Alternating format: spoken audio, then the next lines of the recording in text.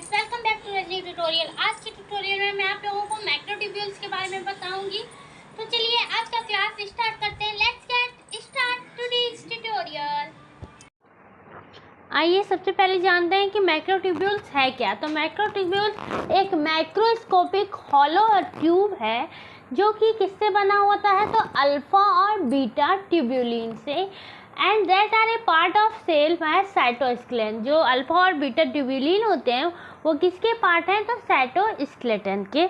आइए अब हम लोग इसका स्ट्रक्चर देखते हैं। स्ट्रक्चर ऑफ माइक्रोट्यूब्यूल्स, जो कि सबसे पहले जानते हैं कि कहाँ पाया जाता है माइक्रोट्यूब्यूल्स। तो ये पाया जाता है यूकैरियोटिक सेल में। माइक्रोट्यूब्यूल्स सबसे पहले कहाँ पाया जाता है, तो यूकैरियोटिक सेल में। और ये जो है माइक्रोट्यूब्यूल्स जो है वो अरेंज होता है माइक्रोट्यूब्यूल ऑर्गेनाइजिंग सेंटर के रूप में। ये अरेंज होता है माइक्रोट्यूब्यूल ऑर्गेनाइजिंग सेंटर्स की तरह। साथ ही जब इंटरफेज आता है तब ये ज़्यादातर, मतलब इंटरफेज के दौरान तब ये ज़्यादातर कहाँ पाया जाता है, तो एनिमल सेल में। और साथ ही इसमें बहुत सारे प्रोटीन बॉन्ड होते हैं जिसको हम लोग डायनीन या फिर काइनिन के नाम से भी जानते हैं। जो प्रोटीन बॉन्ड पाए जाते हैं उनको डायनीन एंड काइनेसिन के नाम से भी जाना जाता है। इसके अलावा माइक्रोट्यूब्यूल्स जो है वो मेड अप होते हैं सब यूनिट से, जिसको हम लोग क्या बोलते हैं, ट्यूब्यूलिन।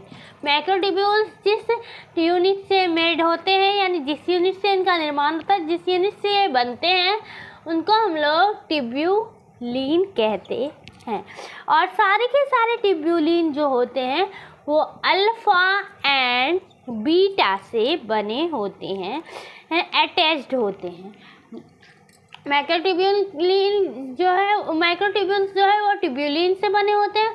और ये किससे अटैच्ड होते हैं, तो अल्फा एंड बीटा से। साथ ही ये ट्यूब्यूलिन जो होते हैं ये हेट्रोडाइमर भी होते हैं, हेट्रोडाइमर भी ट्यूब्यूलिन होते हैं।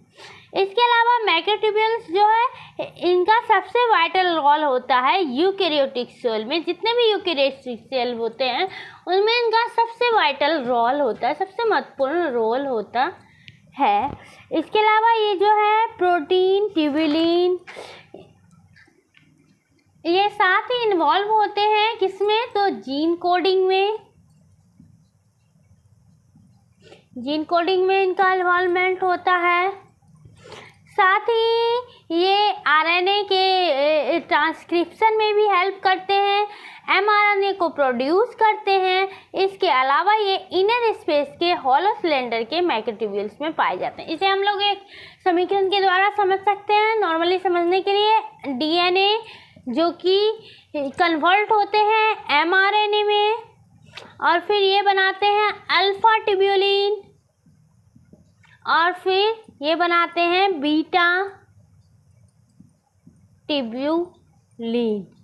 और ये दोनों कन्वर्ट होके क्या बनाते हैं, तो tubulin हेट्रोडाइमीटर।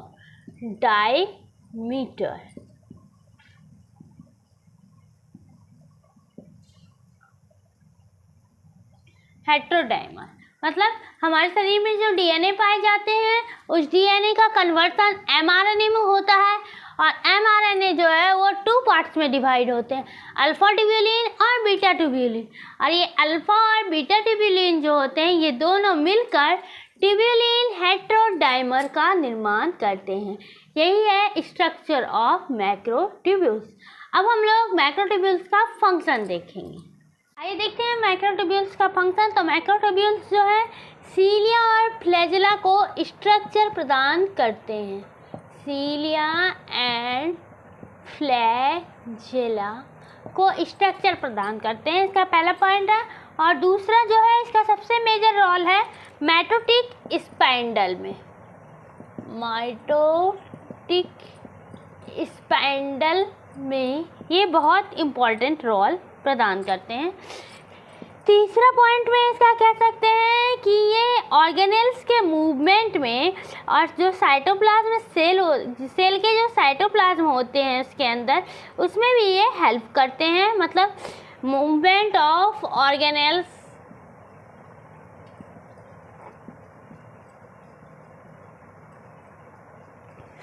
And inside the cytoplasm of cell, मतलब साइटोप्लाज्म के अंदर जो ऑर्गेनेल्स पाए जाते हैं उसके मूवमेंट में कौन हेल्प करता है, तो माइक्रोट्यूब्यूल्स। और इसका आखिरी पॉइंट कह सकते हैं हम लोग कि ये क्या कहते हैं, कम्युनिकेशन में, एक सेल का दूसरे सेल से जो कम्युनिकेशन होता है उसमें भी हेल्प करते हैं। वन सेल दूसरे सेल से जो कम्युनिकेट करते हैं, इन दोनों में एक दूसरे चीज का जो आदान प्रदान होता है, चाहे वो क्या कहते हैं साइटोप्लाज्म के द्वारा हो या सेल ऑर्गेनेल्स के द्वारा या फिर सेल डिवीजन के द्वारा, इन सब में कौन हेल्प करता है, तो माइक्रोट्यूब्यूल्स। आई होप आपको ये वीडियो समझ में आया होगा। अगर आपको कोई भी परेशानी है तो प्लीज़ मेरे कमेंट बॉक्स में आप अपनी परेशानी प्रॉब्लम शेयर कर सकते हैं या फिर मेरे ईमेल पे भी भेज सकते हैं। अगर आपको मेरे चैनल्स, मेरे ट्यूटोरियल्स अच्छे लगते हैं तो प्लीज़ मेरे चैनल को लाइक, सब्सक्राइब और शेयर करें। Thank you.